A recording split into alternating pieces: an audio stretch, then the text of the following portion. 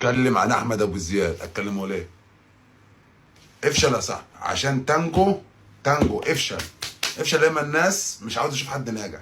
راجل محترم، راجل كان مهندس، راجل عمل محتوى كان بيفيد بالناس، راجل ما عاداش حد، راجل عمره ما ولا اتدخل ولا في السياسه ولا في دين ولا في اي حاجه.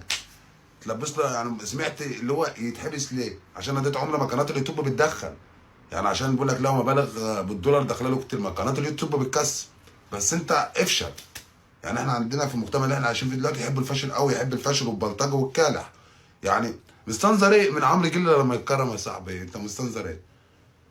يعني واحد زي ده كان قمه الاحترام، راجل بيعمل حاجه مفيده للناس، راجل كان مصنف من احسن صناع المحتوى.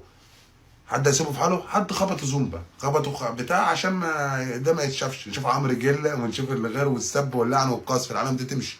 فاحنا يعني انت عاوز تعيش افشل. افشل وبوظ. غير كده اقسم بالله ما انت خطوه قدام هتزعل، هتزعل على نفسك. فربنا يعدي منها على خير وربنا يطلعه منها.